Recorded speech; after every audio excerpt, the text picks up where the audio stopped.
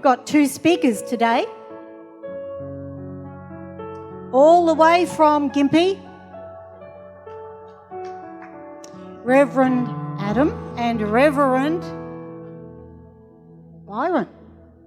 So, I think it's harder to do it in your own home church than if you're somewhere else, because if you mess up and make some mistakes, they don't really know you. You're not going to see them next week. Is that right? Yes. Anyway, give him a... So... No, he told me I'm going first this time. Oh, did he? Yeah. Right. Okay. Enjoy. I'll just get my gear out of your way. That's okay. I only need a small part of this piece of plastic. Okay.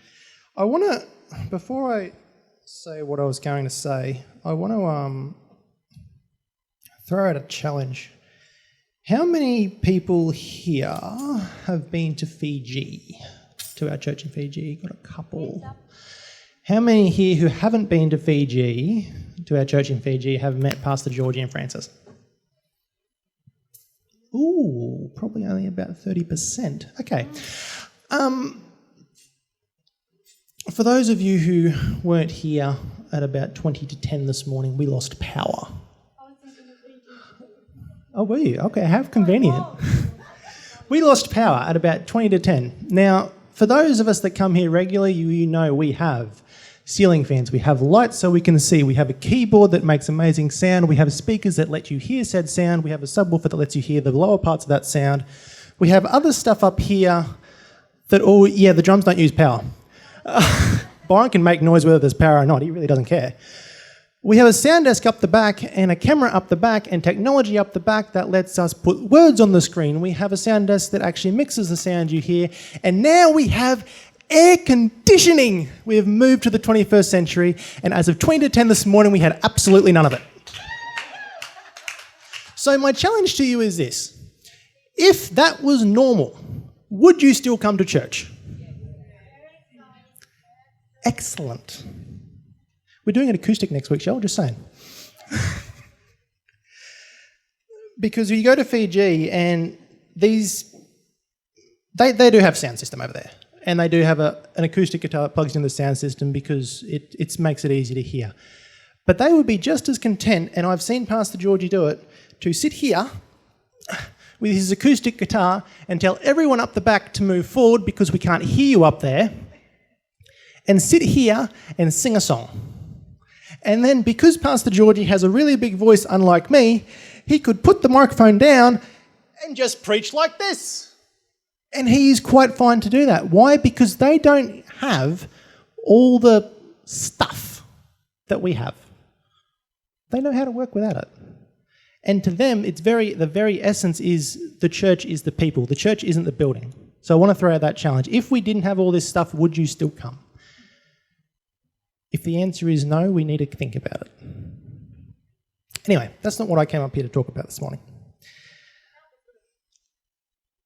I put a little title on my message because that's how I keep all my different notes in order so I can tell what was what. And the note I put on this one was, there is a call in your life, now what?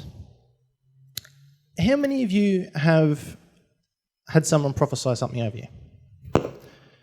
I just clicked.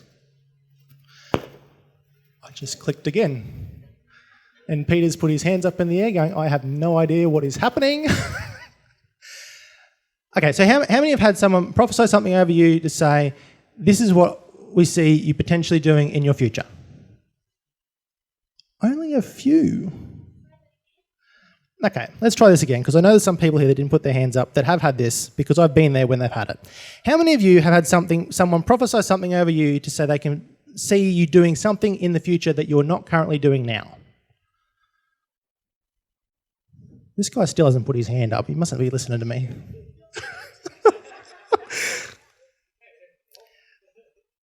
The thing is, have you ever noticed that when someone says that, they never tell you how you're going to get there? It's like when you go for a job interview and you sit down at a job interview and they say, this is the job, this is what you get to do. You turn up on the first day. Oh, there's a training session involved. Oh, okay. Turn up on the second day, more training. Turn up on the third day, more training. The job that I'm in at the moment, I knew what I was meant to be doing when I got there. I spent the first week drawing circles, lines, and rectangles in AutoCAD. Nothing in particular, just drawing circles and lines, practicing what we had to do. Because any time there's something in your life that you have to do, there's a training section involved. Now, here's the thing. God doesn't go, yes, you're going to do this, or I want you to do this. Whether you choose to do it is up to you. And then say, you're going to now lead 10,000 people to Christ in your life, and now tomorrow you are going to race out and just go for it. Will that work? I'm going to say sometimes, because there are always exceptions to this rule, as you will see. But most of the time, there's a training period involved. And I've found a few things that God uses to train you. The first is secular training. Now, I'm going to take some examples out of the Bible. We're going to use Moses. Moses spent, hang on, I actually wrote all this down on my second page in case I wanted it. Moses' life was about 120 years in total. First 12 years, they say, give or take, was with his mother. Why? Because he went down the river in the reed basket, the princess found him, gave him back to his mother. In those days, about age 12 would have been when he would have gone back to the palace. So he has spent 12 years, the most, what's the word I'm looking for? The most critical years in a child's development was with his mother, learning his heritage, learning who he was, what he was a part of. He spent the next 28 years in secular training, learning the ways of Egypt, learning how the government works, learning how to do stuff in the government, learning how to fight. Now, some people might say, did he really learn how to fight? I can tell you this, if you can take on a group of shepherds by yourself, you know how to fight. And doing all that stuff. But the other thing that you've got to remember is in those days, and in Bible times in general, and even now, you just don't go and knock on the door to the king's palace. Hey, yo, king, can I talk to you for a second? You don't do that. There's a procedure and a way specifically you have to do it, and if you don't know that procedure, you don't get in. Now, if you think about it, when Moses came back from the desert, having tended sheep for 40 years, he went in to see Pharaoh. Why? Because he'd had the training to know exactly what he needed to do to gain an audience with Pharaoh. If he'd spent his entire life shepherding sheep, you can be guaranteed he wouldn't have got that audience. Second example, Paul. Now, Paul's a bit of a weird one because the training isn't entirely secular. But prior to Paul's conversion, he was trained in the law. Now, there is a godly component to that. However, as we know, the Pharisees had this nasty habit of making up all their own rules. But here's the thing. Paul's been trained in all that. He's got all that knowledge in his head. He's just brilliant at it. And then after his conversion, he comes back and he can use all that knowledge that he's been given in the secular world to explain the scriptures and how Jesus fulfilled them. Without that training, he wouldn't have been able to do it. Not to the extent that he did. Like, you've got the likes of Peter and that could do it to a point as well, because most men in those days had some form of religious training. But Paul was next level. It was like, if you want to argue the point, don't go talk to Paul because you'll lose. Like, he'll just take you out. So our experience in the secular world often prepares us for what God's got us to go, what he wants us to go on to. Another example, Joseph. Joseph got sold as a slave probably about the age of 17, and then was a slave in Potiphar's house for however long, and then went into the pit, into the dungeon. Now you look at it and go, how was being a slave preparing him for his future calling? Well, think about this. When Joseph was in the dungeon and in the pit, and even in Potiphar's house, everything he did to the best of his ability. Every time that he did that, whoever was in charge of him could see that God was with him. What did that mean? That meant he got promoted. He got put in charge of Potiphar's house, eventually got put in charge of the dungeon or wherever it was that he was in. The reason he got out is because the cupbearer, I think it was the cupbearer that survived. The cupbearer said to Pharaoh, there's this guy in the dungeon that explained my dream, but the only reason Joseph was able to explain the cupbearer's dream was because Joseph had kept working hard, he'd shown that God was with him, and that the jailer had put him in charge of the prisoners. So the cupbearer was able to go to Joseph. If Joseph had just sat down and gone, poor me, I'm just going to sit here and eat the little bit of bread I get a day, and I'm not going to work too hard because that uses more energy, he wouldn't have been put in charge of the cupbearer. Wouldn't have been able to interpret said person's dream, therefore would have been stuck in the dungeon. And the last one in this point of training, it's not really training as much, it blends into the next point of experience in the secular world. But David, after he killed Goliath, David's life timeline's very loose. There's not a lot of firm dates in David's timeline. Like, there's people that say he was like, apart from the fact that he was 30 when he became king, all the dates previous to that, they range from anywhere from like 15 years running from Saul or 12 years running from Saul to 5 years running from Saul. Like, there's so much variance in there. But David spent, we're going to be conservative and say 5 to 7 years running from Saul. Keeping in mind, David had also been trained in the ways of Saul's court. Why? Because he'd been brought into Saul's court to minister to him with a harp when the evil spirit was upon him. So he just doesn't sit there and play that. There's going to be an element of training on how you act and how you work in the court, similar to what Daniel and his 3 friends would have had when they worked for Nebuchadnezzar. But David then spends 7 years running. Do you know what he was doing in that 7 years? He was leading people. He was leading a group of, I can't remember what the exact words are, but it goes along the lines of rebellious, outcasts, and those who are in debt. About something like that. So basically, you've got what would be classed in that day and age of the worst of society, arguably the hardest people in the world to keep in line. And that was his practice for 7 years. Not only leading these guys, but going, Saul's there, we've got to move. It's not a case of, well, let's have a vote on this. It was, go. Let's move. He spent 5 to 7 years leading that band of outcasts. What was the result? That gave him a chance to hone and refine his leadership skills. When did he need those? When he became king of Israel. He has an entire nation to rule after Saul, mind you, who had, in the latter part of his reign, because of his disobedience, had caused issues, shall we say. And so he takes over a kingdom that's effectively, in a lot of ways, kind of under the Philistines, and then takes it to the opposite extreme where he subdues the Philistines, subdues all the surrounding areas, to the point that when his son Solomon takes over, Solomon had peace up until he disobeyed.